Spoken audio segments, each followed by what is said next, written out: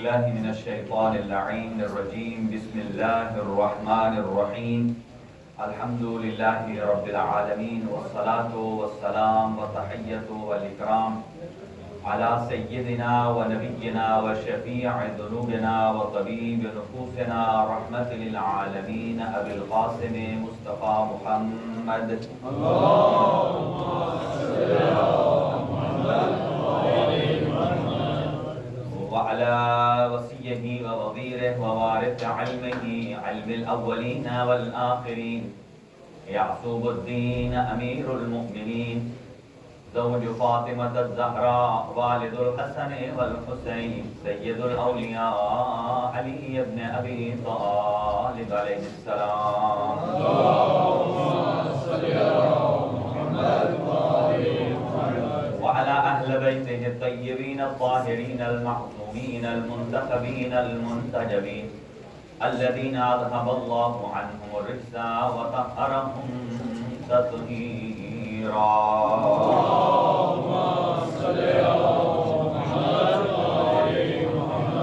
لا سيما على بقية الله الأعظم روحي وأرواح العالمين لتراب مقدمه الفداء عجل الله تعالى فرجه الشريف وسهل الله تعالى مخرجه الشريف ولعنة الله على أعدائهم أجمعين من يومنا هذا إلى قيام يوم الدين. أما بعد فقد قال رسول الله صلى الله عليه وآله وسلم حسين مني وأنا من الحسين. صدق الله العلي العظيم. اللهم صل على صدق رسول ربه العالمين. اللهم صل على محمد. چند دعائیہ کلمات سے اپنی گفتگو کا آغاز ہے. اللہ تعالیٰ کی ذات تمام مومنین اور مومنات کو اپنے حفظ و امان میں رکھے، اور جو مومنین مریض ہیں درخواست دعا کی ہے اللہ تعالیٰ کی ذات ان کو شفائے کامل و عاجل عطا فرمائے. خاص طور سے برادر ایاز علی صاحب ہیں، ایک مومنہ نے درخواست سے دعا کی ہے. برادر عامر صاحب کی بھابھی ہیں، جناب سید ظہیر نقوی صاحب ہیں، جناب نادر حسین صاحب. ایک بچی ہے محروش زہرا، جناب ذوالفقار حیدری صاحب کی بیٹی ہے. اللہ تعالیٰ ان کو شفائے کامل و عاجل نصیب فرمائے. اسی طرح مرحوم بدن پر بخاری صاحب کی اہلیہ کو صحت اور تندرستی عنایت فرمائے. جتنے حاضرین جملہ مومنین مومنات موجود ہیں ان سب کے مریضوں کو شفائے کامل و عاجل نصیب فرمائے. آج کے جو تبرک کا اہتمام ہے جناب محترم و مکرم سید علی رضا صاحب کی طرف سے ہے. اللہ تعالیٰ کی ذات ان کے مرحومین کی مغفرت فرمائے، ان کے درجات عالی ہیں متعالی فرمائے، ان کے والدین اور ان کی فیملی کے تمام مرحومین کی مغفرت فرمائے. اور اس کے ساتھ ہمارے جناب سید ضامن شاہ صاحب ان کے والد صاحب کے درجات بلند فرمائے، اور ان کے صغیرہ کبیرہ گناہ معاف فرمائے، اور ان کو اور ان کی پوری فیملی کو صبر جمیل عنایت فرمائے. اور جو درخواست دعا جنہوں نے کی ہے اللہ تعالیٰ کی ذات ان سب کو کامیاب فرمائے. ایک مومن سیدزادے کی درخواست ہے اللہ تعالیٰ ان کے معاملات ان کے حق میں تمام فرمائے. ایک اور سیدزادی اور ان کے والد صاحب مریض ہیں، اللہ تعالیٰ ان کو شفائے کامل و عاجل نصیب فرمائے. پوری جہان میں جہان کائنات میں جہاں جہاں سید الشہداء امام حسین علیہ السلام کا ذکر ہو رہا ہے پروردگار اسے اپنی حفظ و امان میں رکھ، شیعیان حیدر کرار کی محافظت فرما، اور ہم سب کو علم اور معرفت کی توفیق عنایت فرما. واجبات پر عمل کرنے اور حرام کاموں سے بچنے کی توفیق عنایت فرما. اور اس ادارے کے معاونین جو اس دنیا سے جا چکے ہیں ان کے درجات بلند فرما، جو موجود ہیں ان کی توفیقات خیر میں اضافہ فرما. اپنی دعاؤں کی قبولیت کے لیے ایک بآواز بلند صلوات مرحمت فرما.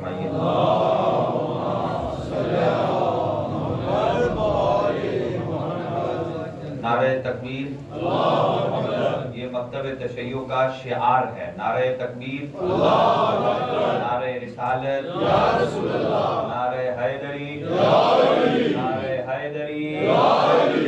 یہ پورا ایک کلمہ ہے، یعنی آپ سمجھ لیں کہ نعرے کی شکل میں یہ کلمہ ہے. جب ہم نعرہ تکبیر لگاتے ہیں اس کا مطلب ہے لا الہ الا اللہ، اور جب کہتے ہیں نعرہ رسالت محمد رسول اللہ، اور نعرہ حیدری یعنی یہ مکمل ایک، اور اگر اس کو اور آگے کمپلیٹ کرنا چاہتے ہیں تو حسینیت یزیدیت، یہ ایسا نعرہ ہے کہ جو جیسے کسی کا بہت اچھا ایک شعر بھی ہے کہ حسین کل بھی زندہ باد تھا، حسین آج بھی زندہ باد ہے، میرے خیال نثار بھائی نے کہیں پڑھا تھا، اور یزید کل بھی مرد آباد تھا۔ ہاں جی، اور یقیناً ہم اس جگہ پر جمع ہوئے ہیں اور کربلا کو سمجھنے کے لیے اپنے اذہان کو اور اپنے قلوب کو اس کی طرف ہم توجہ مبذول کراتے ہیں۔ کل جہاں سے ہم نے چھوڑا تھا وہیں سے اپنی گفتگو کو آغاز کریں گے۔ ایک جملہ یہ یاد رکھیے، یعنی 3 سینٹنس میں اگر کربلا کو کھولا جائے، کربلا کو، تو وہ کھل سکتی ہے۔ نمبر 1 کہ کربلا مشیت خدا ہے، کربلا مشیت خدا ہے۔ دوسرا جملہ، اور کوئی بھی مشیت حکمت سے خالی نہیں ہوتی، کوئی بھی مشیت حکمت سے خالی نہیں ہوتی۔ اور تیسرا جملہ ہے کہ حکمت کبھی بھی عقل اور وجدان سے خالی نہیں ہوتی۔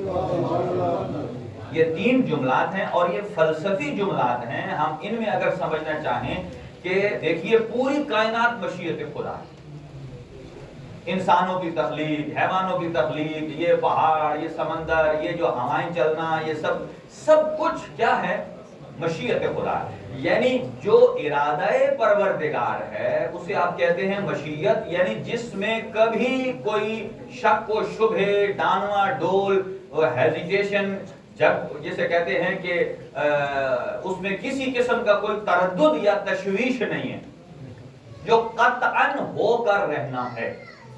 اس لیے کہ جب خداوند عالم فرماتا ہے کن، تو پھر اس میں ایک فا آتی ہے جسے کہتے ہیں فا یکون، یکون الگ ہے اور کن الگ ہے۔ فا کیا ہے؟ یہ فا بتاتی ہے، اسے کہتے ہیں فائے نتیجیہ، یعنی جیسے ہی کن کہا فوراً بغیر کسی فاصلے کے وہ یکون ہو جاتا ہے۔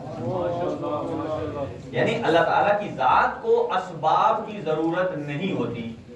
جیسا کہ ہم اگر کسی چیز کو بناتے ہیں، مثلا مثال دوں، ہم اگر آپ سبیل لگانے کے لیے شربت بناتے ہیں، ہمیں پانی کی ضرورت ہے، میٹھے کی ضرورت ہے، روح افزا کی ضرورت ہے، رنگین بنانے کے لیے کسی اور چیز کی ضرورت ہے۔ لیکن اللہ پروردگار عالم جب کسی چیز کو تخلیق کرتا ہے تو اللہ اسباب کا محتاج نہیں ہے، کیونکہ ہم کس لیے ہم اللہ کے خلق کردہ اسباب کو جوڑ کر بناتے ہیں۔ دیکھیں کئی الفاظ مشترک ہیں، اللہ تعالیٰ کی ذات بھی خالق ہے، اور آپ جو چیز بناتے ہیں اس کے آپ بھی خالق ہیں۔ مثلا آپ نے ایک ڈرائنگ بنائی، ایک لکھا، یا آپ نے کوئی گھر میں چیز بنا دی لکڑی کی، خالق ہیں اس کے۔ لیکن فرق کیا ہے؟ یہاں پر لفظ مشتبہ ہو جاتے ہیں، یہیں پر ایک زو معنی یعنی ڈبل معنی والے لفظ نکلتے ہیں جس سے لوگ پریشان ہو جاتے ہیں۔ اسی لیے اللہ جب خالق کہا جاتا ہے اس کا مطلب یہ ہے کہ وہ بغیر وسیلے، بغیر ابزار، بغیر کسی مقدمے کے خلق کرتا ہے۔ اور آپ اور ہم جب کسی چیز کو بناتے ہیں تو اسے در حقیقت خلق اولیہ یا خلق حقیقی نہیں کہتے، اسے خلق جعلی کہتے ہیں، خلق نقلی کہتے ہیں۔ ہم تو چند چیزوں کو جوڑتے ہیں۔ جب آپ نے شربت بنایا، کیا چینی آپ نے خود بنائی؟ کیا پانی آپ نے خود بنایا؟ روح افزا خود بنایا؟ نہیں، ہمیں بنا ملا، ہم نے ان کو جوڑ دیا۔ لہذا جب اللہ پر، تو مشیت کیا ہے؟ کربلا مشیت خدا ہے، یعنی اذن خدا کے بغیر کربلا واقع نہیں ہو سکتی۔ جیسے امام زمان اجل اللہ تعالی فرجہ شریف کا ظہور، جیسے امام کا ظہور بھی مشیت خدا ہے، جب اللہ تعالیٰ کی ذات اذن دے گی تو امام ظہور فرمائیں گے۔ تو کربلا مشیت خدا ہے۔ اور کیوں عرض کر رہا ہوں کہ امام حسین علیہ السلام کا مدینہ سے کربلا تک آنا ایک جو قدم بقدم ہے، یہ امام حسین کی اپنی مرضی سے نہیں ہے، یہ مشیت خدا کے مطابق ہے، یہ مشیت خدا کے مطابق ہے۔ پھر کوئی سوال کر سکتا ہے کہ اگر کوئی نبی ہو تو چلو نبی پر تو وحی آتی ہے، کہ یہ کام کریں، یہ کام کریں، یہ کام کریں، یہ کام کریں، تو امام حسین تو نبی نہیں ہے، پھر کیسے وحی آتی ہے؟ یا کیسے، یعنی وحی تو قطعاً نہیں آتی، کیونکہ وحی تو حضور سرور کائنات پر تمام ہو چکی ہے، پھر کیسے امام حسین ہر وہ کام کر رہے ہیں جو مشیت خدا کے مطابق؟ سوال ہے۔ تو یہاں سمجھنے کی بات ہے، یہ ہماری خام خیالی ہے، ہم سمجھتے ہیں کہ حضور سرور کائنات جب ظاہری حیات میں موجود ہیں تو منبع علم الہی ہیں، جب پردہ فرما گئے ہیں تو منبع علم الہی نہیں ہے، یہ ہماری غلط سوچ ہے۔ اس لیے کہ حضور سرور کائنات چاہے اس دنیا میں زندہ رہیں تو بھی فیض رسول، فیض خدا ہیں، اور اگر اس دنیا سے پردہ فرما جائے تو بھی فیض خدا ہے۔ اور حضور سرور کائنات کسی کو اگر ظاہراً بتائیں تو بھی حجت ہے، اور اگر معصوم کو خواب میں بتاتا ہے تو یہ بھی حجت ہے۔ ایسے ہی امام حسین علیہ السلام جب اپنے نانا کے روضے پر جاتے ہیں وہاں الوداع کرنے کے لیے، تو فرمایا صبح کے وقت غنودگی کے عالم میں آتے ہیں اور وہاں حضور سرور کائنات خواب میں آتے ہیں۔ کیا دیکھا کہ ملائکہ کی ایک صف لگی ہوئی ہے، امیر المومنین موجود ہیں، جناب صدیقہ طاہرہ موجود ہیں، امام حسن مجتبی موجود ہیں۔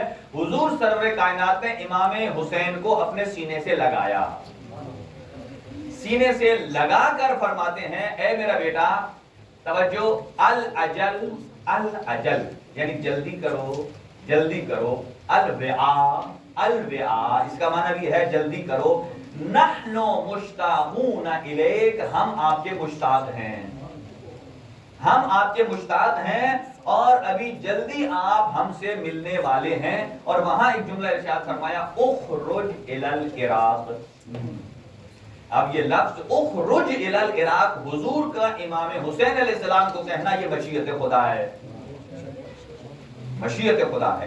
لہذا جتنے اقدام آپ نے کیے ہیں وہ سب کے سب مشیت خدا، اور مشیت کبھی بھی حکمت سے خالی یقیناً، اور خداوند متعال حکیم ہے، حکیم کا کوئی بھی کام عربی میں اس کو کہتے ہیں فعل الحکیم لا یخلو عن الحکمہ، کسی بھی حکیم کا کام حکمت سے خالی نہیں ہوتا، اور حکمت جو بھی ہے وہ عقل اور وجدان سے خالی نہیں ہوتی، یعنی یقیناً کربلا کے پیچھے عقل بھی موجود ہے اور مشیت الہی بھی موجود ہے، یہ دونوں چیزیں۔ کل ہم نے عرض کیا تھا کہ سید الشہداء امام حسین علیہ السلام نے قرآن مجید کو بچایا، توجہ ہے آپ حضرات، ایک چیز رہ گئی تھی، اور کعبے کو بچایا، نماز کو بچایا، اور تیسری چیز توحید خدا کو بچایا۔ اور اسی چیز کو میں آگے متصل کروں گا کہ ہمارا عقیدہ کیا ہونا چاہیے زندگی میں اور مرنے کے بعد۔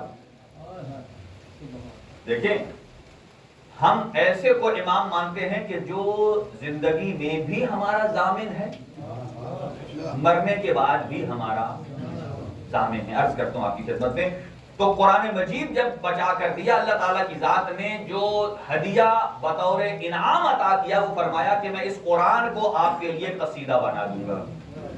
اور دوسرا، جب کعبے کو بچایا تو کعبہ کا مطلب یہ ہے کہ آپ مومنین طواف کرتے ہیں، یعنی دنیا کی جتنی حاجتیں ہیں ان کو میں حسین ابن علی کے روزے کا طواف کرا دوں گا، یعنی جس کی جو حاجت ہے جب وہ روزے امام حسین پر جائے گا تو ایسا نہیں ہے کہ وہاں سے ہو کر آئے اور حاجت قبول نہ ہو۔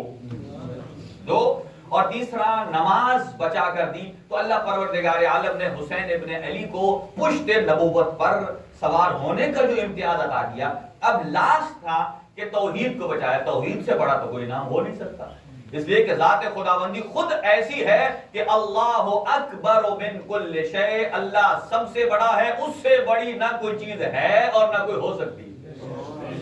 اب اس کا انعام کیا ہے؟ یہی قرآن مجید نے ارشاد فرمایا من ذا الذی یقرض اللہ قرضا حسنا، کون ہے اللہ کو اپنا مقروض بنا لے، کون ہے اللہ کو اپنا قرض مقروض بنا دے، یعنی کہ اللہ اس سے قرض لے۔ جب اس آیت کی تفسیر پوچھی گئی چھٹے امام سے، آپ ارشاد فرماتے ہیں، توجہ سے سماعت فرمائیے گا، فرمایا من انفق درہما فی عزاء ابی عبداللہ الحسین کمن اقرض اللہ قرضا حسنا، کہ جس آدمی نے سید الشہداء امام حسین علیہ السلام کی عزا میں 1 درہم خرچ کیا، گویا اس نے اللہ کو قیامت والے دن اپنا مقروض بنا لیا۔ ماشاءاللہ، کیا بات ہے، ماشاءاللہ۔ اس آدمی نے قیامت والے دن اللہ کو مقروض بنا دیا. کہا کہ اب اللہ مقروض ہے کہ اس کا حق ادا کرے, اور اس کا حق کیا ہے؟ شفاعت سید الشہداء نصیب ہوگی. شفاعت سید الشہداء نصیب ہوگی. اور میں عرض کر رہا تھا آپ کی خدمت میں,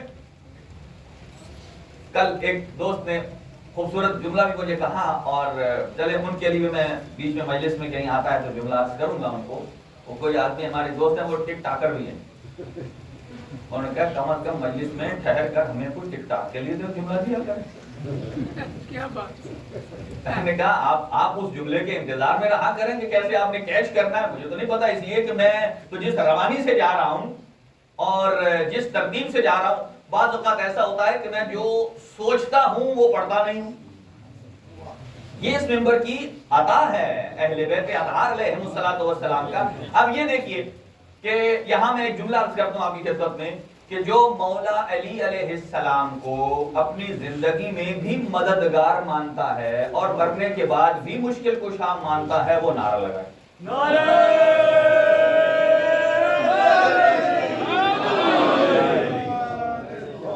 یہ ٹک ٹاک والا نہیں تھا, وہ بعد میں آئے گا. تو کوئی عیب نہیں ہے اس میں, چونکہ ہر ایک یہ کیا ہے, یہ سوشل میڈیا پلیٹ فارم ہے آپ کا, آپ اس کو جتنا مرضی استعمال کریں. بلکہ جس پلیٹ فارم کو آپ یوز کرتے ہیں اس کے اوپر اگر آج اتنا یا حسین ہو جائے کہ اس میں لوگوں کو یہ پتہ چل جائے کہ حسین ابن علی کیا شخصیت ہے, تو لہذا ہمارا عقیدہ مکتب تشیع میں وہی عقیدہ ہونا چاہیے جو عقیدہ کربلا ہے. وہی عقیدہ ہونا چاہیے جو عقیدہ غدیر ہے. وہی عقیدہ ہونا چاہیے جو عقیدہ مباہلہ ہے. اس کی ایک مثال لیتا ہوں آپ کو. دیکھیں, ہر آدمی کی خواہش ہے کہ جب ہم مریں تو ہماری تلقین پڑھی جائے. کوئی آدمی یہ نہیں کہتا میں مروں اور میری تلقین نہ پڑھی جائے.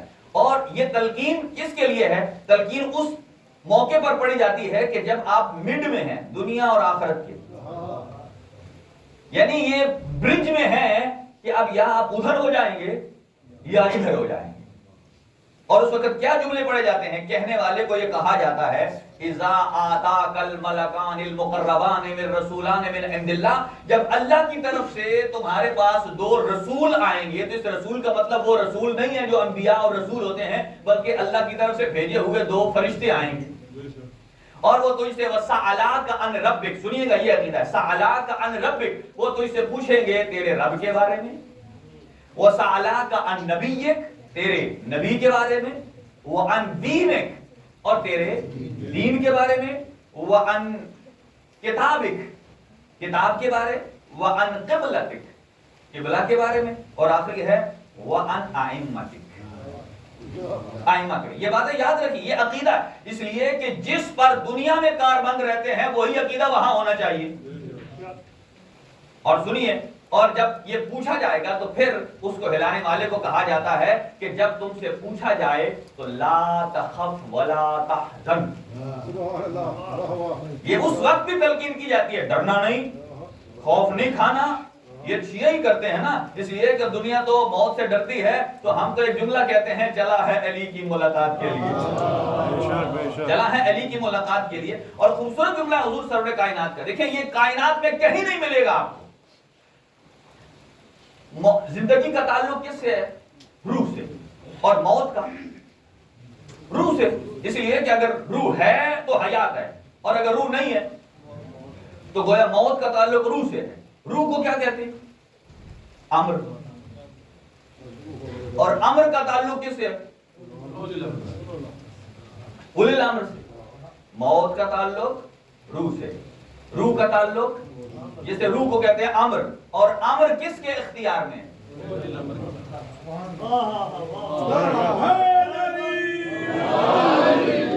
ابھی تک ویسے نعرہ نہیں لگا, اب جو لگے گا نا, اس لیے کہ جس کے پاس پراپرٹی ہے یا پلاٹ ہے اس کو یہ جملہ صحیح سمجھ آئے. اور وہ یہ موت کا تعلق ہے روح کے ساتھ. عرض کرنے جا رہا ہوں عقیدے پر, موت کا تعلق کس سے ہے؟ روح کے ساتھ. اور روح کو کیا کہتے ہیں؟ امر. قرآن مجید نے ارشاد فرمایا اے میرے حبیب یسألونک عن الروح, اگر یہ آپ سے روح کے بارے میں پوچھتے ہیں تو انہیں کہہ دو کہ یہ امر ربی ہے جس کے بارے تمہیں کم علم دیا گیا ہے, اور جس کے اختیار میں روح ہوتی ہے اسے کہتے ہیں اولی الامر, صاحب امر. اب مجھے بتائیے جب کوئی مومن مر جاتا ہے تو ہم کیا کہتے ہیں؟ مر گیا نہیں، ہم کہتے ہیں انتقال ہو گیا۔ انتقال کا معنی کیا ہوتا ہے؟ ادھر سے نکل کر ادھر آ جانا، منتقل ہو جانا۔ اب مجھے بتائیے جو افراد پلاٹ کی خرید و فروخت کرتے ہیں اسے بھی اردو میں کہتے ہیں انتقال۔ اس کی جو رجسٹری ہوتی ہے اسے کیا بولتے ہیں؟ انتقال، یعنی ٹرانسفر ہو گیا، اس کے نام سے نکل کر اس کے نام پر آ گیا۔ اور ٹرانسفریشن کا جو عمل ہے وہ تب تک نہیں ہو سکتا جب تک اس زمین کا مالک وہاں موجود نہ ہو۔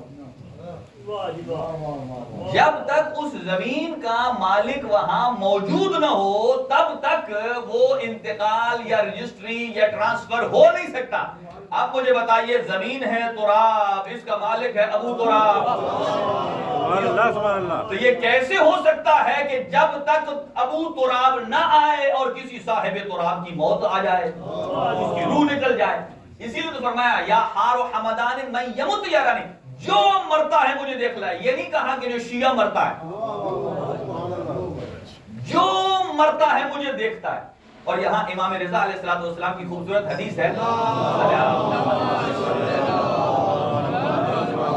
آپ ارشاد فرماتے ہیں کہ یہ زمین بھی دو تقریریں کرتی ہے، زمین کے دو لہجے ہیں، کہ جب اس کے اوپر مومن چلتا ہے تو یہ اسے خوش آمدید کہتی ہے، بسم اللہ چل۔ زمین کے اوپر جب مومن قدم رکھتا ہے تو یہ اسے خوش آمدید کہتی ہے، اور اسے کہتی ہے کہ میں تیری ملاقات کی مشتاق ہوں۔ ایک اور دوسرا جملہ کیا کہتی ہے یہ زمین؟ اور یہ کہتی ہے کہ میں تیری خوشبو سونگھنا چاہتی ہوں کہ جو تیرے وجود میں ولایت امیر المومنین کی خوشبو موجود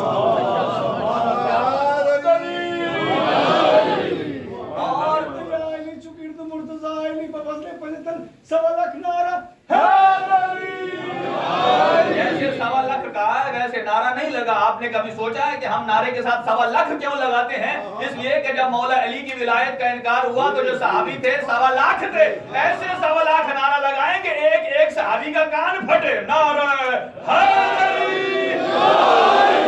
اسے کہتے ہیں 1.25 لاکھ نعرہ حیدری۔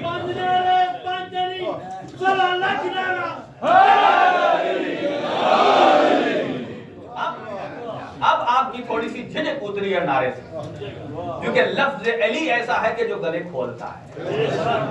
اب آئیے، اور دوسرا رخ کیا ہے کہ جب کوئی منافق اس زمین پر چلتا ہے زمین کہتی ہے میں تیری بھی منتظر ہوں، لیکن اس کے ساتھ ایک اور بھی چیز ہے، اور وہ ہے قبر کا بچھو۔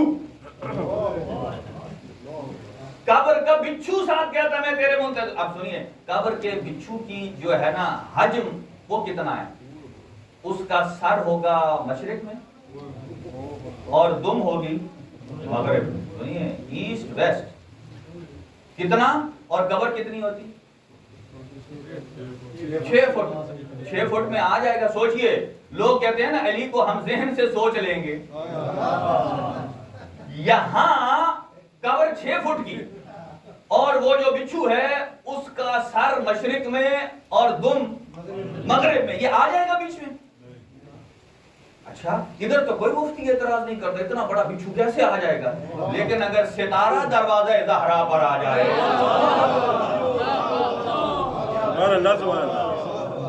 ستارہ زمین سے بھی بڑا ہے، لیکن جب دروازہ زہرا پر اتر آئے تو اعتراض کرتے ہیں کیسے آ سکتا ہے؟ انہیں نہیں معلوم آپ جب حالت نماز میں کھڑے ہوتے ہیں نا، جب قیام میں ہوتے ہیں تو کتنے بڑے ہوتے ہیں، رکوع میں ہوتے ہیں تو اور سمٹ جاتے ہیں، سجدے میں جاتے ہیں اور سمٹ جاتے ہیں۔ جب کائنات کی چیزیں دروازہ اہل بیت پر آتی ہیں تو ویسے ہی آتی ہیں جیسے آپ حالت سجدہ میں ہوتے ہیں، حالت سجدہ میں ہوتے ہیں۔ لہذا یہ تمام تر چیزیں عقائد ہمارے کیا ہیں کہ جب اسے کہا جاتا ہے کہ تیرے سے پوچھا جائے گا رب کے بارے میں، تیرے نبی، تیرا دین، تیری کتاب، تیرا قبلہ، تیرا ائمہ، تو لا تخف ولا تحزن، ڈرنا نہیں، خوف نہیں کھانا۔ اور کیا کہنا ہے؟ قل فی جوابہما، ان ملائکہ، ایک آدمی تھا تو اس نے کہا کہ میں وصیت کی کہ میں مر جاؤں تو میری قبر میں 2 پیالیاں اور 1 چینک رکھ دینا، یہ جو تھرماس ہوتا ہے نا چائے والا، 2 پیالیاں اور وہ رکھ دینا۔ کسی نے کہا کیوں؟ میں نے کہا بس تمہارا کیا لگتا ہے، پیسہ میرا، بوتل میں تجھے لے کے دے رہا ہوں، پیالیاں میں لے کے دے رہا ہوں، بس ایک طرف ایسے کرنا اور ساتھ میرے سرانے کے ساتھ رکھ دینا۔ اس نے کہا کیا کرے گا؟ اس نے کہا یہ میں جانوں، میرا کام جانے۔ جب قبر میں اتارا گیا تو منکر و نکیر آئے، وہ کہتا ہے کہ دنیا میں جو چالو آدمی ہو نا، کہاں کدھر؟ کہا حساب لینے۔ کہا ابھی ابھی تو تم سے پہلے 2 آئے تھے۔ کیا بات ہے، پہلے تو ہم ہی ہیں۔ اس نے کہا ہم کیسے مانے؟ کہا یہ دیکھو 2 پیالیاں پڑی، میں نے چائے پلائی ہوں۔ یعنی اس کا مطلب یہ ہے، ایک محاورہ بنا ہوا ہے کہ جو اس دنیا میں چلا، قرآن مجید کیا ارشاد فرماتا ہے؟ جو اللہ کو مکر دیتا ہے واللہ خیر الماکرین، اللہ اس مکر کا بہترین توڑ کرنے والا ہے۔ کہا جاتا ہے قل فی جواب ہما، کیا کہے؟ اب یہ عقیدہ ہے، قل فی جواب ہما اللہ جل جلالہ ربی، کہ میرا اللہ میرا رب ہے، لیکن ساتھ لکھا ہوا ہے تلقین میں، یہ نہیں کہا اللہ ربی، اللہ جل جلالہ ربی۔ یہ جو لفظ ہے جل جلالہ، یہ صرف ذات الہ کے ساتھ خاص ہے۔ انتہائی شکر گزار۔ یہ عقیدہ ہے کہ یہ جل جلالہ، اللہ کی ذات کے علاوہ نہ یہ نام آپ نبی معظم کے ساتھ لگا سکتے ہیں، آپ کہہ سکتے ہیں رسول خدا جل جلالہ اللہ یعوذ باللہ، آپ امیر المومنین کے بارے کہہ سکتے ہیں حضرت علی جل جلال۔ ہاں جی، یہ میں اسی لیے عرض کر رہا ہوں، یہ ہے مجلس کا نتیجہ۔ نعرہ تکبیر، اللہ نعرہ رسالت، یا رسول اللہ، نعرہ حیدری، یہی عقیدہ ہے اللہ جل جلالہ ربی۔ دوسرا ومحمد المصطفیٰ صلی اللہ علیہ وآلہ وسلم نبی، کہ محمد مصطفیٰ صلی اللہ علیہ وسلم میرے نبی ہیں۔ والقرآن کتابی والکعبۃ قبلتی۔ اور پھر فرمایا اب ائمہ کی جب بات آئی ہے تو فرمایا کہ ان علی ابن ابی طالب امامی، غور سے سنیے گا، مولا علی امام ہے، حسن المجتبی امامی، حسین الشہید بکربلا، زین العابدین، المحمد الباقر، یہ تلقین کے جملے ہیں، الجعفر الصادق، محمد الکاظم، موسیٰ الکاظم، علی ابن موسیٰ الرضا، محمد ابن علی، وعلی ابن محمد النقی، والحسن ابن عسکری امامی۔ اب کیا کہتے ہیں؟ والخلف القائم المہدی امامی، صلی علی محمد۔ ہر امام کا الگ الگ نام، آخر میں کیا جملہ ہے؟ 4 لفظ سنیے گا، کون ہیں؟ صلوات اللہ وسلامہ علیہم اجمعین، یہ سارے سلام اللہ علیہم اجمعین، یہ کیا ہیں؟ ہم ائمتی وقادتی وشفعائی، یہ سارے کے سارے میرے امام ہیں، میرے سردار ہیں اور میری شفاعت کرنے والے ہیں۔ اور اگلا جملہ سنیے کیا، کہ میں کیا کرتا ہوں؟ وَبِهِمْ أَتَوَلَّى، ان کے ساتھ تولا رکھتا ہوں، وَمِنْ أَعْدَائِهِمْ أَتَبَرَّأُ فِي الدُّنْيَا وَالْآخِرَةِ، کہ ان کے دشمنوں سے اظہار برات کرتا ہوں، دنیا میں بھی اور آخرت میں بھی۔ اب یہ جملہ ہے، دنیا میں اور آخرت۔ دنیا میں تو ہم بیٹھے ہیں علی علی کر رہے ہیں، آخرت میں کیسے کریں گے؟ اسی لیے تو کہا جاتا ہے کہ اس دنیا میں آپ علی علی کریں تو آخرت میں علی ابن ابی طالب مدد فرمائیں گے، وہاں یہ طاقت اور قوت اور قدرت عطا کی جائے گی۔ اور یہاں تک جملہ تمام نہیں ہوا، اور پھر اسے کہا جاتا ہے کہ آپ نے اس کو اچھی طرح سے سن لینا ہے مردے کو، کہ کیا ان اللہ تعالی نعم الرب، نعمہ کہتے ہیں سب سے اچھا، نعم الرب، اور محمد صلی اللہ علیہ وسلم نعم الرسول، وعلی ابن ابی طالب واولادہ المعصومین 11 نعم الائمہ۔ یہ سارے کے سارے کیا ہیں؟ اللہ ایسا رب ہے کہ جس سے بہتر کوئی رب نہیں، محمد مصطفیٰ صلی اللہ علیہ وسلم ایسے نبی ہیں کہ جن سے بہتر کوئی نبی نہیں، اور یہ سارے کے سارے 12 یعنی امام علی اور ان کے 11 بیٹے یہ بہترین ائمہ ہیں۔ یہ عقیدہ ہے، بہترین ائمہ، ان سے بہتر نہ کوئی ہے نہ کوئی ہو سکتا ہے، اس لیے کہ حضور سرور کائنات نے ان کے نام لے کر منحصر کر دیا، نام لے کر منحصر کر دیا۔ اور اس کے بعد فرمایا یہاں تک عقیدہ نہیں، انما جاء به محمد المصطفیٰ صلی اللہ علیہ وسلم حق، جو کچھ محمد مصطفیٰ لائے ہیں وہ حق ہے، جو لائے ہیں وہ حق ہے۔ اور پھر ان الموت حق وسؤال منکر ونکیر فی القبر حق والبعث حق والنشور حق والصراط حق والمیزان حق وتطایر الکتب حق والجنة حق والنار حق، یہ سب کی سب ان الساعۃ آتیۃ لا ریب فیہا، یہ ساری کی ساری چیزیں حق ہیں۔ اب سمجھیے اس پر سمجھ آتی ہے بات کہ جس کو ابھی تک یہ نہیں سمجھ آئی کہ اگر میں مروں تو مولا علی کو کیسے دیکھوں گا۔ حضور سرور کائنات نے انسان کی لائف کے 4 حصوں کو بتایا۔ پہلا حصہ بچپنا ہے، دوسرا حصہ جوانی ہے، تیسرا حصہ بڑھاپا ہے، اور چوتھا حصہ موت ہے۔ بچپنے میں آدمی کیا کرتا ہے؟ روتا ہے، اسے نہیں پتا ہوتا میں کہاں رو رہا ہوں۔ اگر آپ جملہ سمجھے تو کہوں، کوئی آدمی جسمانی طور پر بچہ ہوتا ہے، کوئی جسمانی طور پر بوڑھا ہے لیکن عقلی اعتبار سے بچہ ہے، وہ بھی روتا ہے۔ اور جوان کیا کرتا ہے؟ اس کے اندر صرف سوائے زور کے اور کچھ نہیں، قوت ہے، طاقت ہے، اور اس کے اوپر عقل کی بریک نہیں ہے۔ اسی لیے امیر المومنین نے فرمایا کہ الانسان مخبوء تحت اللسان، ہر آدمی اپنی زبان کے نیچے چھپا ہوا ہے۔ عقل مند اور بے وقوف کی نشانی بتا دی ہے۔ عقل مند کیا ہوتا ہے؟ پہلے سوچتا ہے بعد میں بولتا ہے، اور بے وقوف وہ ہوتا ہے جو پہلے بولتا ہے اور بعد میں سوچتا ہے۔ امیر المومنین نے ارشاد فرمایا لہذا جو پہلے بولتا ہے بعد میں سوچتا ہے اسے بہت ساری جگہوں پر ایکسکیوز کرنا پڑتا ہے۔ اور یہی وجہ ہے اہل بیت میں اور باقی افراد میں کہ سب حضرات نے اہل بیت سے ایکسکیوز کیا لیکن اہل بیت نے کسی سے ایکسکیوز نہیں کیا۔ جوان کے اندر پوری پاور ہے، قدرت ہے، اسی لیے کہا گیا اگر جوان جوانی میں 1 رکعت نماز پڑھتا ہے تو بوڑھے کی 70 رکعت کے برابر۔ اب جتنے نوجوان بیٹھے ہیں 1 رکعت نماز پڑھے جوانی میں تو بوڑھے کی 70 رکعت کے برابر۔ کیوں؟ اس لیے کہ یہ پوری فورس کے ساتھ پڑھ رہا ہے۔ اور اگر کوئی جوان نعرہ لگائے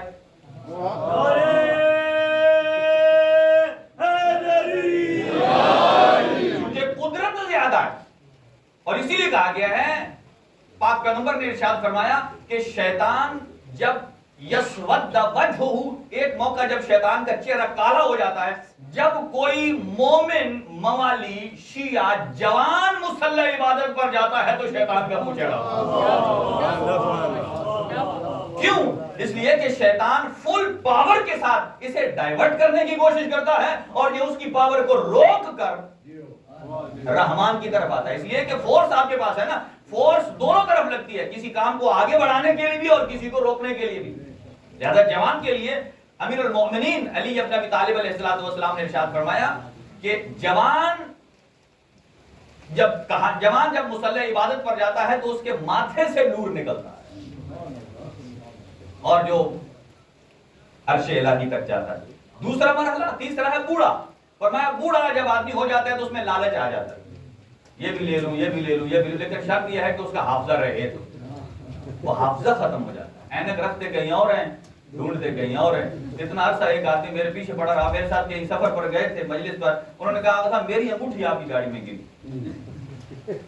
میں نے ان کے لیے سروس اسٹیشن سے سروس بھی نہیں کرائی، اس لیے کہ کہیں وہ ایسا نہ ہو کہ ویکیوم مارے اور وہ چلی جائے۔ خود احتیاط سے دیکھا، میں نے کہا نہیں ہے، انہوں نے کہا ہے ادھر ہی۔ اور 1 سال گزرنے کے بعد جب اپنے گھر سے مل گئی کہتے ہیں مراد یہ کہ ایک حصہ بچپنا، دوسرا حصہ جوانی اور تیسرا حصہ بڑھاپا، چوتھا حصہ موت ہے۔ لیکن روایات میں نہ بچپنے کو حق کہا ہے، نہ جوانی کو حق کہا ہے، نہ بڑھاپے کو حق کہا ہے۔ اگر حق کہا ہے تو موت کو حق کہا ہے۔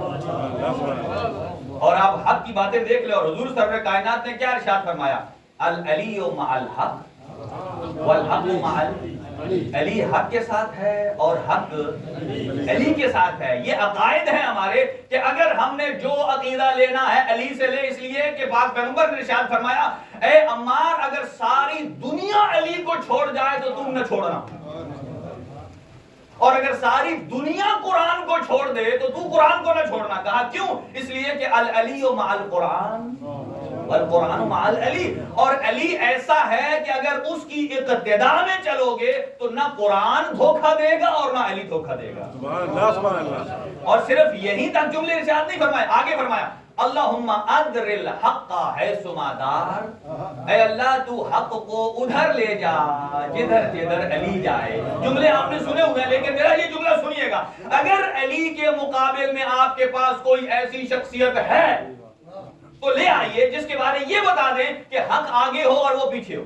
ہم اور کچھ نہیں مانتے کہ حق آگے آگے ہو اور وہ پیچھے پیچھے اور اس نے 100% حق کی اتباع کی ہو. کوئی ایسا بندہ لے آپ کہیں نہیں, کوئی ایک تو ہو سکتا ہے جس نے ایک جز میں حق کی اتباع نہ کی ہو, لیکن حضور نے یہ نہیں فرمایا کہ علی حق کے پیچھے چلے. جہاں جہاں حق جائے گا, جہاں جہاں علی جائے گا, حق اس کے نعرہ حیدری. اس کے بعد ایک بڑا نعرہ آنا چاہیے, اور وہ کیا کہ اگر یہ کہتے ہیں تو اس میں کوئی حرج نہیں ہے کہ حق آگے اور علی پیچھے ہو, کوئی عیب نہیں ہے. لیکن ایک سکم رہ جاتا ہے کمال کے اعتبار سے. وہ کیا ہے کہ علی جو عمل کرتے آپ کو سوچنا پڑتا آیا یہ حق ہے یا نہیں. جب علی امام ہے حق کے بھی, علی امام ہے حق کے بھی اور حق معموم ہے, اس کا مطلب یہ ہے کہ جہاں جہاں علی جا رہے ہیں حق اس کے پیچھے جا رہے ہیں. اب جو جو علی کرتے جائیں گے آپ کو سوچنا نہیں پڑے گا کہ علی کیا کر رہے ہیں, بلکہ حق علی کی اتباع کر رہا ہے. اس لیے کہا ہے اگر ان الموت حق, اگر موت حق ہے تو علی آگے ہے, موت پیچھے ہے. ان الصراط حق, اگر صراط حق ہے تو علی آگے ہے, صراط پیچھے ہے. ان سؤال منکر و نکیر فی القبر حق, اگر یہ سوال منکر و نکیر حق ہے تو علی آگے ہے اور یہ پیچھے ہے. اگر میزان حق ہے تو علی آگے ہے, میزان پیچھے ہے. اور اگر تطایر الکتب, نامہ اعمال کا ہاتھ میں آنا یہ حق ہے تو علی آگے ہے اور یہ پیچھے ہے. اور اگر جنت حق ہے تو علی آگے ہے, جنت پیچھے ہے. نار حق ہے, علی آگے ہے اور جہنم پیچھے ہے. اب مجھے یہ بتائیے, اس لیے فرمایا کہ محشر کے میدان میں علی پورے صراط پر کھڑے ہوں گے اور ینظر بسیماہم, آنے والے کے چہرے کو دیکھ کر پہچانتے جائیں گے, اور جنت اور جہنم کو ایک جملہ کہیں گے, اور جنت کو کہیں گے یہ جس کا سینہ کھلا ہوا ہے, جو علی علی کرتا ہے یہ میرا ہے, اور سڑی ہوئی شکل والا تیرا ہے.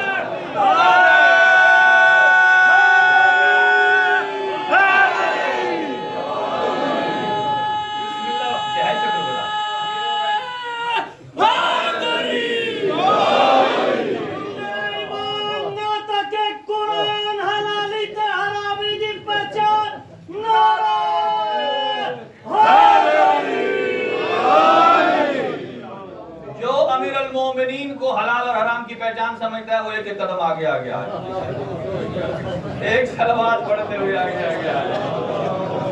یہ ہے قدرت کے جو ہم علی کے راستے میں استعمال کر رہے ہیں. اللہ نے ہمیں جو طاقت دی ہے, ہم نے عہد کیا ہے, اس کو ہم نے علی کے لیے استعمال کرنا ہے. اچھا, آپ نے ایک لفظ بول کر تو میری توجہ چینج کر دی. اب سنیں, اب جدھر جا رہی ہے توجہ, اب سنیے کہ یہ بات یاد رکھیے, ہم نے جو عقیدہ لینا ہے امیر المومنین سے. کیوں؟ اس لیے کہ علی کے علاوہ کوئی اور حق ہے نہیں. جس سے لیں گے باطل کا شائبہ ہے, پتہ نہیں صحیح ہے یا غلط ہے, لیکن علی ابن ابی طالب سے جو حق اور حقیقت اور عقیدہ لیں گے, کل سے انشاءاللہ نہج البلاغہ بھی آپ کی خدمت میں تھوڑی تھوڑی پڑھیں گے. جیسے ہر چیز کا تبرک ہوتا ہے نا, کوئی تبرک پینے والا, کوئی تبرک چوسنے والا, کوئی کھانے والا, ایک تبرک ہوتا ہے لینے والا. اور وہ امیر المومنین کا کلام نہج البلاغہ بھی ہم تبرک میں لے سکتے ہیں, اور یہی سب سے بڑا تبرک ہے. اور سنیے کہ جب یزید ابن معاویہ نے بیعت طلب کی امام حسین علیہ السلام سے, یہاں جملے سنیے گا کہ جیسے ہی وہاں پیغام پہنچا, امام حسین علیہ السلام نے فرمایا مثلی لا یبایع مثلا, مجھ جیسا اس کی بیعت نہیں. میں جو دقیق چیز عرض کرنا جا رہا ہوں, اور وہ یہ ہے کہ جیسے امام حسین علیہ السلام کو بلایا, ایک طرف ولید ہے, ایک طرف مروان ہے. یہ بات یاد رکھیے کہ ولید گورنر ہے, اور جو مروان ہے یہ پہلے رہ چکا ہے معاویہ ابن ابی سفیان کے زمانے میں گورنر, اس کو ہٹا دیا گیا تھا. اب جب اس نے دیکھا شورش کا خوف ہے, خطرے کا, کوئی ایک فضا گڑبڑ ہونے کا, اسی ولید نے جن کی آپس میں بنتی نہیں تھی, اس نے مروان کو بلایا. اور یاد رکھیے یہ وہ مروان ہے کہ جس نے امام سجاد علیہ السلام کو تانا دیا تھا. کیا تانا دیا؟ امام حسین کے بچوں سے جب ملا نا, امام سجاد سے ملا, پوچھتا آپ کا نام کیا ہے؟ مسمک علی. علی اکبر سے ملا, آپ کا نام کیا ہے؟ علی. علی اوسط سے ملا, آپ کا نام کیا ہے؟ علی.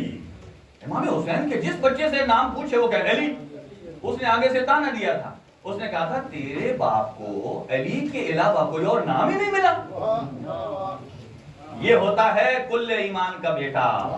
جب حسین ابن علی تک یہ بات پہنچی انہوں نے فرمایا واللہ اللہ کی قسم لو آتانی اللہ الف ذکور لسمیتہم کلہم علیہ، اگر اللہ مجھے 1000 بیٹا عطا کرتا تو میں اپنے ہر بیٹے کا نام علی رکھتا. کیوں؟ اس لیے کہ باپ اپنے بیٹے کو دن میں بلاتا تو ہے ہر بیٹے کو. گویا امام حسین فرمانا چاہتے ہیں کہ اگر ایک دن میں اگر 1000 مرتبہ بھی علی علی علی علی کروں تو یہ بھی کم ہے، یہ بھی کم ہے. لہذا جب یہ اس نے بلایا اور امام حسین علیہ السلام آئے، یہاں لطیف بات عرض کرنا چاہتا ہوں آپ کی خدمت میں، اور جیسے ہی دیکھا سر جوڑ کے بیٹھے ہوئے تھے، امام حسین علیہ السلام نے ایک جملہ کہا، اسے کہتے ہیں دلیر باپ کا دلیر بیٹا. اسی لیے کہتے ہیں نا کہ واقعہ کربلا کے بعد کوئی پوچھتا من اشجع العرب، کون ہے عرب کا شجاع ترین، وہ کہتے ہیں حسین ابن علی. اور اس سے پہلے کوئی پوچھتا من اشجع العرب، امیر المؤمنین علی ابن ابی طالب. اچھا، اور وہ جیسے ہی امیر المومنین کے فرزند آئے امام حسین، دیکھا دونوں جن کی پہلے بنتی نہیں تھی سر جوڑ کے بیٹھے. امام حسین علیہ السلام نے ایک جملہ ارشاد فرمایا، فرماتے ہیں الحمدللہ الذی اصلح بین ذاتکما، فرمایا میں اس اللہ کا شکر ادا کرتا ہوں جس نے میرے بغض میں تم دونوں کو جمع کر دیا. الحمدللہ الذی، اللہ تعالیٰ کی تعریف ہے، سب تعریف ہے کہ جس نے میرے بغض میں تم دونوں کو جمع کر دیا. اچھا، یہاں اگر کوئی کمزور آدمی ہوتا تو وہ ڈر جاتا، خائف ہوتا. کیوں؟ اس لیے کہ مخالف 2 طاقتیں جمع ہو رہی ہیں. لیکن چونکہ حسین ابن علی کی رگوں میں خون ہے ابو طالب کا، ڈرے نہیں. اور یہاں ایک جملہ اگر کہوں تو مناسب ہوگا کہ وہ حسین ابن علی جو اپنے دشمن کو بکھرتا دیکھنا نہیں چاہتا، یعنی وہ حسین ابن علی جو اپنے دشمن کو بھی الگ الگ نہیں دیکھنا چاہتے، کیا وہ حسین اپنے ماننے والوں کو بکھرتا ہوا دیکھنا چاہتے؟ قطعاً نہیں. لہذا ان مجالس کا، ان پروگرامز کا ایک اساسی مطلب یہ ہے کہ انسان متحد ہو جائے. اور یہ اتحاد کس پر ہے؟ ہم سب کے سب امام فیلو ہے. لوگ کلاس فیلو ہوتے ہیں نا، ہمارے ہاں کوئی چھوٹا ہے کوئی بڑا ہے، ہم سب کے سب امام فیلو ہیں اور ولایت فیلو ہے. ولایت فیلو یہ ایک حب ہے اور ایک یہ جذبہ ہے. اچھا، وہاں سے جب نکلے تو ان دونوں نے امام حسین علیہ السلام کے احترام میں کھڑے نہیں ہوئے. یہاں تک کہ حضور سرور کائنات کے زمانے میں ایک شخص آیا اور انہوں نے اپنے شجرے کو بتایا.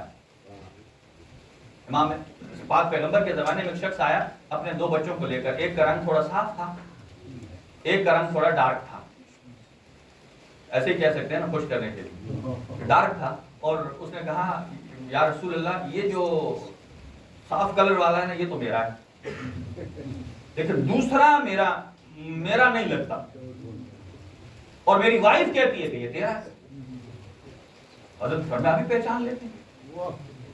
کیسے؟ ان دونوں کو بیٹھاؤ. جب بیٹھا ان دونوں کے درمیان سے حسنین شریفین کو گزارا. جیسے ہی حسنین کو گزارا دونوں احترام کے لیے کھڑے ہو گئے. کہا یہ دونوں حلالی ہیں، دونوں تیرے ہیں.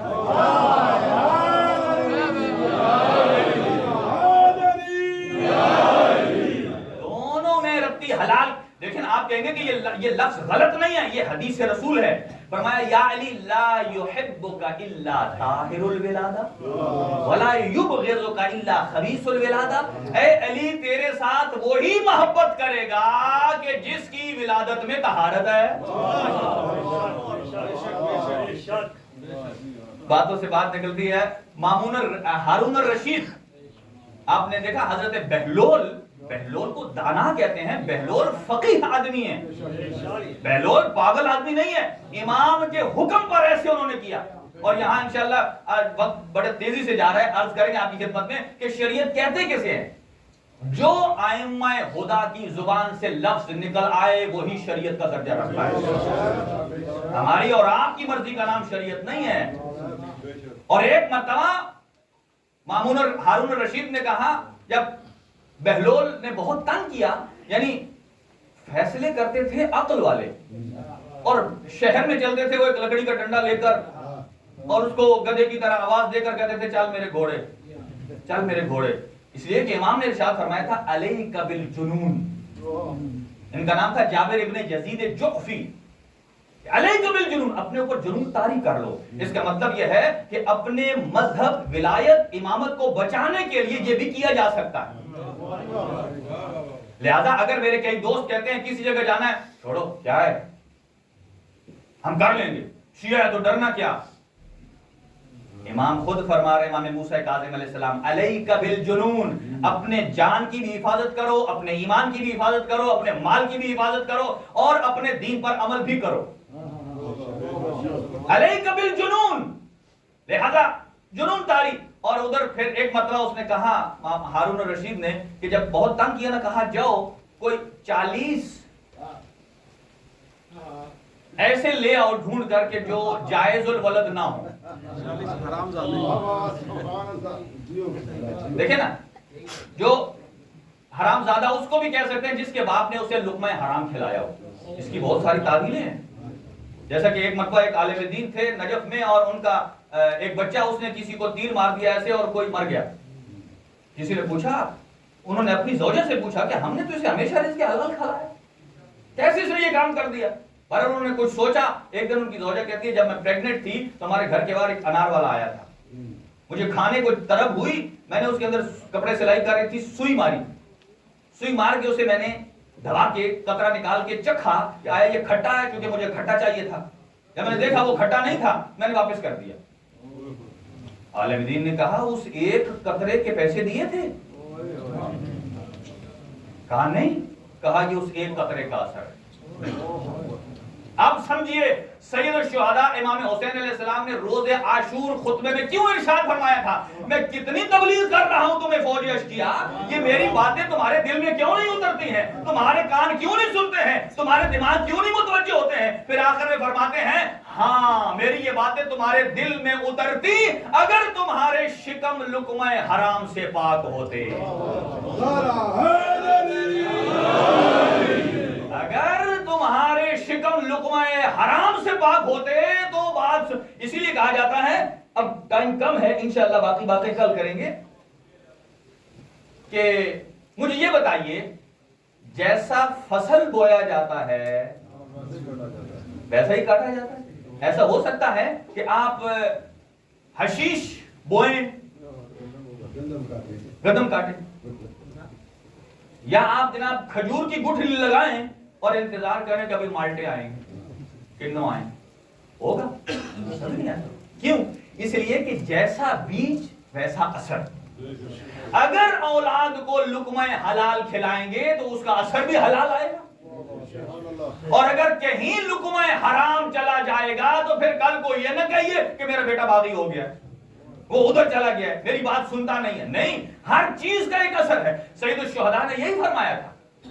لہذا ان مجالس میں آنے کا، کربلا کو سمجھنے کا ایک مطلب یہی ہے کہ حلال محمد تا قیامت حلال، اس کی نشانی حسین ابن علی ہے، حرام محمد تا صبح قیامت حرام، اس کی علامت حسین ابن علی ہے۔ اور اگر اس کا اپوزٹ کریں گے، اگر کسی نے حلال محمد کو حرام کیا ہے تو اس کی نشانی یزید ہے، اور کسی نے اگر حرام کو حلال کیا ہے تو وہ بھی یزید ہے۔ بس گفتگو تمام، وقت تھوڑا ہے۔ سید الشہداء کے اعوان و انصار بھی آپ فرماتے ہیں اللہ نے مجھے وہ اعوان انصار عطا کیے جو میرے نانا کو بھی نہیں عطا کیے۔ میں نے عرض کیا کہ کربلا مشیت خدا ہے، مشیت خدا کبھی حکمت سے خالی نہیں ہوتی، حکمت کبھی وجدان سے خالی نہیں ہوتی۔ امام حسین کا جو سفر چل رہا تھا یہ قدم بقدم مشیت الہی سے ہے۔ کیسے؟ امام جب مکہ پہنچے نا، محمد حنفیہ نے کہا آقا آپ نے تو کہا تھا میں سوچوں گا، فرمایا ان اللہ شاء ان یرانی قتیلا، اللہ مجھے قتل ہوتا دیکھنا چاہتا ہے۔ اس جملے میں بڑی گہرائی ہے۔ یہ ہے کہ اللہ چاہتا ہے کہ میں قتل ہو جاؤں؟ نہیں، یعنی ایک کام ایسا ہے کہ جو آپ کی نظروں سے اوجھل ہے، آپ نے دیکھا وہ کام ہو گیا، نہیں، یہ مقام شاہد اور مشہود ہے۔ یہ وہ مقام ہے کہ جب آپ بارگاہ خداوندی کے سامنے موجود ہیں فرمایا ان اللہ شاء ان یرانی قتیلا، اللہ مجھ حسین کو قتل ہوتا دیکھنا چاہتا ہے۔ یہ منزل شہود، منزل کمال حسین ابن علی کی۔ اور جب کہا آقا اگر جانا ہے تو آپ چلے جائیے، یہ اہل بیت عصمت و طہارت کو کیوں لے کے جا رہے ہیں؟ پھر جملہ ارشاد فرمایا ان اللہ تعالی یراہن سوایا، اجرکم علی اللہ، کہ میرا اللہ ان مستورات عصمت و طہارت کو رسن بستہ دیکھنا چاہتا ہے۔ اجرکم علی اللہ۔ آج جن کا تذکرہ کرنے والے ہیں حضرت حبیب ہیں، بوڑھا صحابی جن کی عمر تقریباً 75 سے زیادہ ہے، اور امام حسین اس وقت 57 سال کے تھے، اور یہ امام سے 18-20 برس بڑے ہیں، لیکن بچپنے کے دوست ہیں، بچپنے کے۔ اور یہ کون؟ مظاہر صحابی ہیں، ان کے بیٹے ہیں، اور بچپن ہر کوئی لشکر حسین میں شامل نہیں ہو سکتا، لیکن جس کی قسمت میں ہے اسے فرزند زہرا خود خط لکھ کر بلا رہے ہیں۔ آپ کی طبیعتیں آمادہ ہو گئی۔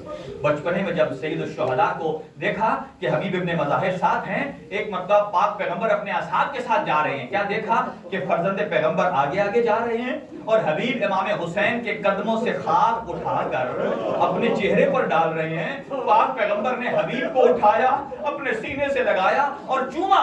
اصحاب نے پوچھا یا رسول اللہ آپ حبیب سے اتنی محبت کرتے ہیں؟ کہا جی ہاں۔ کہا کیوں کرتے ہیں؟ کہا میں محمد نے ایک مرتبہ نہیں کئی مرتبہ دیکھا ہے کہ جہاں میرا حسین قدم اٹھاتا ہے یہ خاک اٹھا کر اپنی آنکھوں میں اور سر میں ڈالتا ہے۔ پھر فرماتے ہیں مجھے جبرائیل امین نے بتایا کہ یہ بچہ اللہ اس کو اتنی عمر عطا کرے گا، یہ آپ کے بیٹے حسین کے اوپر اپنی جان کو فدا کرے گا۔ یہاں دو روایات ہیں، ایک یہ ہے کہ حسین 2 محرم کو پہنچ گئے، خیمے لگ گئے۔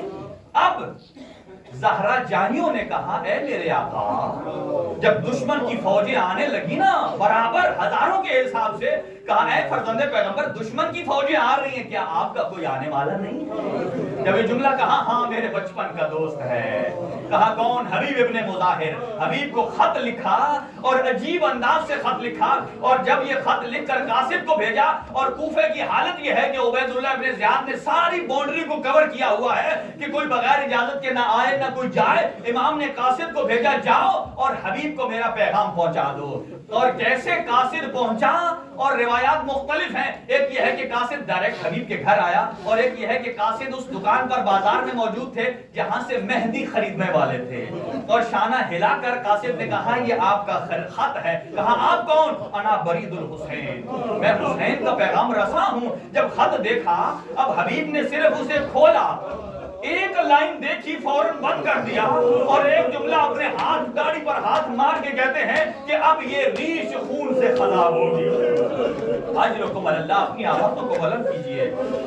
اب یہ داڑھی خون سے خراب ہوگی، اور ان کے کزن ہیں وہ مسلم ابن اوسجہ جو دوست ہیں۔ مسلم نے پوچھا اے حبیب کیا ہوا؟ کہا تو بھی تیاری کر۔ کہا اس لیے کہ میرے آقا کا خط آ گیا ہے۔ کہا خط میں کیا ہے؟ کہا خط تو میں گھر جا کے کھولوں گا۔ کہا حالات بڑے خراب ہیں۔ کہا حالات تجھے ابھی خط کھولا نہیں ہے تو تجھے کیسے پتا چلا خط خراب ہے؟ اور یہ مسلم کو کہتے ہیں اے مسلم، میں حسین کے بچپنے کا ذاتی ہوں، میں نے بڑے خط لکھے ہیں حسین کو، فرزند پیغمبر نے مجھے اس سے پہلے بڑے خطوط لکھے ہیں، لیکن اس خط کے لکھنے کا انداز مختلف ہے۔ اس سے پہلے لکھتے تھے من جانب حسین ابن علی، لیکن آج جو خط لکھا ہے اس میں آیا ہے من جانب فاطمہ الزہرا، کہ زہرا کے بیٹے حسین کا خط ہے۔ حبیب سمجھ گئے کہ میرا حسین کس مشکل میں ہے۔ اجرکم علی اللہ، آپ جانتے ہیں نا یہ خانوادہ جب زہرا کا واسطہ دیتا ہے سمجھ لیجئے کہ زہرا اہل بیت پر حجت ہے۔ اجرکم علی اللہ۔ ایک مرتبہ کہا تیاری کرو، گھر آئے اور اپنی زوجہ کے پاس جب خط کو کھولا اور اس میں کیا جملہ لکھا تھا کہ من حسین ابن فاطمہ الی رجل الفقیہ، حبیب ابن مظاہر الاسدی ایک فقیہ رجل کی طرف جا رہا ہے، اور اس میں کیا خط لکھا تھا؟ سطریں علامہ اظہر حسن زیدی صاحب فرماتے تھے 2 یا 3 سطریں لکھی تھیں، اور جو میں نے دیکھی ہے وہ لکھا ہے کہ اخی ان الحبیب، اے میرے بھائی حبیب۔ اس جملے نے حبیب کے جگر کو چیر دیا۔ ایسے کہا جس حسین کا عباس جیسا بھائی ہو وہ مجھ غریب حبیب کو بھائی کہہ رہا ہے. اور کہا نزلنا بے کربلا, ہم تیرے قریب کربلا کے جنگل میں آ گئے ہیں. ان اردت النصر, اگر تو ہماری مدد کرنا چاہتا ہے اقرب الینا عاجلا, جلدی آ جا. اور بعض مورخین نے لکھا ہے, حسین نے آخر میں ایک جملہ لکھا کہ میں اکیلا نہیں آیا, میرے ساتھ زینب و کلثوم بھی موجود ہے.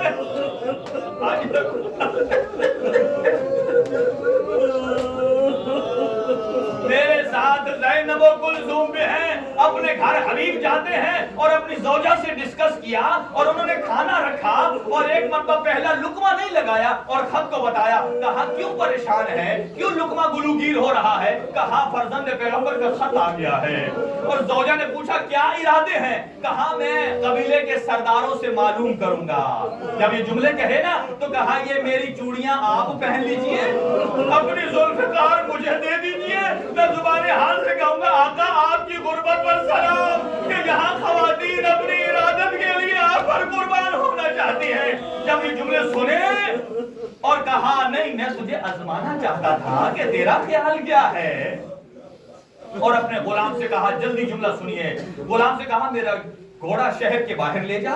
آپ جانتے ہیں کہ غلام کی وفا یہ ہوتی ہے کہ وہ آقا کے گھوڑے پر کبھی سوار نہیں ہوتا ہے. اس نے مہار کو تاما, شہر سے باہر لے گیا, کہا اتنے وقت میں آ جاؤں گا. اور شہر کراس کرتے کرتے حبیب کو تھوڑی دیر ہو گئی. جیسے ہی قریب پہنچے نا, حبیب نے اپنے کانوں سے سنا آپ کا غلام کہہ رہا تھا گھوڑے سے خطاب کر کے, کہا اے میرا گھوڑا, اے میرے آقا. حبیب کا گھوڑا اگرچہ وفا یہ کہتی ہے کہ آقا کے گھوڑے پر نہ بیٹھا جائے, لیکن اگر آج میرا آقا نہ آیا نا تو میں تیرے اوپر سوار ہو کر فرزند پیغمبر کی نصرت کو چلا جاؤں گا. جب یہ جملے سنے حبیب نے کہا اے غلام میں نے تجھے آزاد کر دیا. جب آزاد کا نام آیا کہا آقا اب آزاد کیوں کرتے ہو, اب تو میں بھی آپ کے ساتھ ہم رکاب ہو کر فرزند پیغمبر کے پاس جانا چاہتا ہوں. عزیزانو جلدی جملے سنیے. اور اس کے بعد ایڑ لگائی اور وہاں پہنچے. آپ جانتے ہیں حسین ابن علی نے جب سارے پرچم تبدیل تقسیم کر دیے نا, میمنہ, میسرہ, مقدم, ماخر, سب کچھ, اور میسرہ جو زہیر ابن قین کو دیا نا, سارے کہتے تھے کہ میمنے پر کون آئے گا؟ کہا ایک میرا آنے والا آئے گا. ادھر جب کربلا میں گرد پھٹی, ایک مرتبہ حسین کے قریب آ کر ذوالجناح سے اترے, اپنے گھوڑے سے اترے اور فرزند پیغمبر کے قدموں پر ہاتھ رکھا. مظلوم کربلا استقبال کو آئے. جب یہ کیفیت دیکھی نا سیدہ زینب کبریٰ نے فضا سے کہا جاؤ دیکھو یہ کون آیا ہے کہ فرزند پیغمبر جس کے استقبال کے لیے جا رہا ہے. جب پتا چلا کہ یہ آپ کے نانا کا صحابی حبیب آ گیا ہے, جناب زینب نے فرمایا جاؤ اور حبیب کو کہنا کہ علی کی بیٹی نے مجھے سلام کرتی.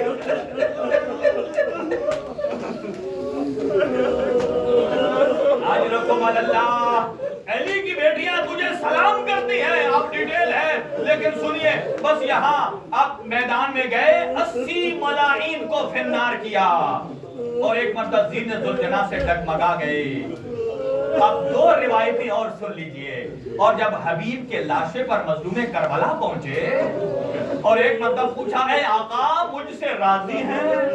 فرمایا میں راضی, میرا نانا راضی, میرا بابا راضی, میری ماں زہرا تجھ سے راضی. اجرکم اللہ. دو روایتیں سن لیجئے. اس کے بعد جب سر کٹ کے سینہ پہ سوار ہو گئے اور اس کے بعد جب علی کی بیٹیاں اسیر ہو کر کربلا سے کوفے کی طرف جب گئیں, اب جب کوفہ کے بازار میں پہنچی, اب کیفیت یہ ہے کہ کچھ لوگ چھتوں پہ چڑھے ہوئے ہیں, عورتوں کی گودیوں میں پتھر ہیں, اور ایک مرتبہ علی کی بیٹی بے پلانہ اونٹ پر ہاتھ پسے گردن بندھے ہیں, بالوں سے پردہ بنایا ہوا ہے, اور زینب کبریٰ دو ہی کام کرتی ہے, یا مظلوم کربلا کے چہرے کو دیکھتی ہے یا پھر مہاری بیٹے سجاد کی طرف دیکھتی ہے. ایک مرتبہ بی بی نے جب سجاد کو دیکھا روتے ہوئے تو کہا میرا بیٹا سجاد میں نے تجھے بچا کر مدینہ لے کر جانا ہے, میرے بھائی کی نشانی ہے. امام سجاد نے فرمایا پھوپھی اماں میں روؤں نہیں تو کیا کروں؟ کہا کیا بات ہے وجہ بتاؤ. کہا اے پھوپھی اماں یہ جس گلی سے ہم گزر رہے ہیں نا, جس گھر کے پاس سے, یہ گھر حبیب ابن مظاہر کا گھر ہے. کہا یہ حبیب ابن مظاہر کا گھر ہے. کہا بیٹا جس طرح ہم گزر جائیں گے ایسے تو بھی گزر جانا. کہا اور رونے لگے. کہا وہ جو چھت کے اوپر بچہ موجود ہے نا لڑکا, وہ حبیب کا بیٹا موجود ہے. اور علی کی بیٹی نے کہا اچھا سجاد میری سواری کو ذرا اس دیوار کے قریب لے جا چھت کے. اور چھت چھوٹے اونٹ کی سواری اونچی ہوتی تھی. اور ایک مرتبہ کہا کہ میں حبیب کی زوجہ کو حبیب کا پرسہ دے لوں.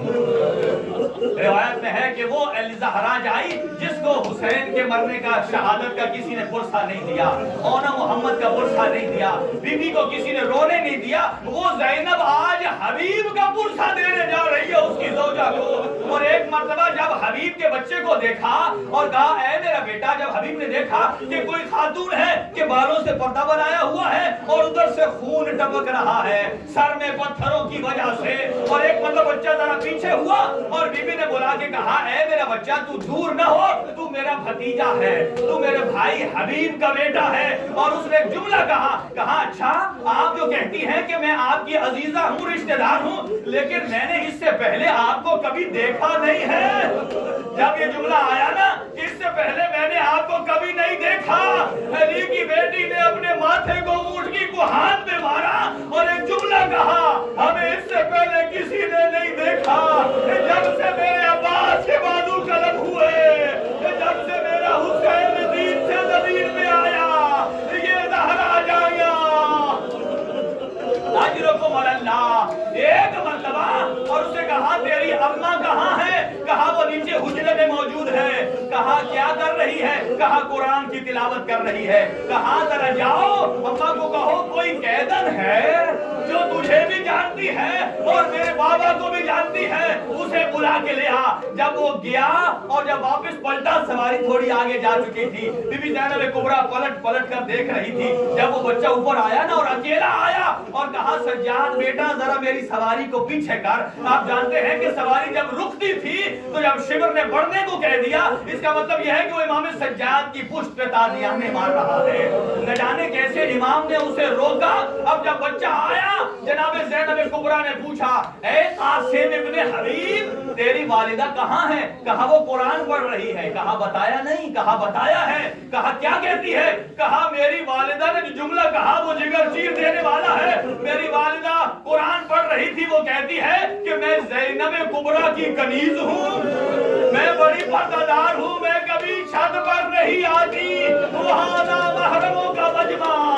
علماء کہتے ہیں بھول کے یا حبیب کے چہرے سے آواز آئی ہوگی کہ آج علی کی بیٹیاں بے مقدر رضا ہے. اجرکم علی اللہ. ایک اور دوسری روایت سن لیجئے. دوسری روایت یہ ہے کہ حبیب ابن مظاہر کا بیٹا 18 سال کا ہے. جب اس نے دیکھا نا کوفے کے بازار میں باپ کا سر نو کے سینہ پر ہے اور جس خولی کے پاس تھا وہ خولی سے کہتا ہے مجھے یہ سر دے دے, میں باپ کی قبر کے ساتھ دفناؤں گا. اس نے کہا مجھے تو انعام لینا ہے. چنانچہ جیسے ہی کوفہ سے باہر ہوتے ہیں 18-20 افراد کے ساتھ حبیب کا بیٹا آتا ہے اور خولی سے سر چھین لیتا ہے اور امام سجاد کے سامنے سے گزر کر جاتا ہے اور ایک جملہ کہتا ہے کہ جس کا بیٹا جوان موجود ہو اس کے بعد کا سر کبھی سینہ پر نہیں ہوتا. یہ جملہ امام سجاد کے کانوں میں پڑا. کہا اے میرا بابا یہ مشیت الہی ہے, دنیا اپنے باپ کا سر لے جا رہی ہے, میرے ہاتھوں میں ہتھکڑیاں, پاؤں میں بیڑیاں.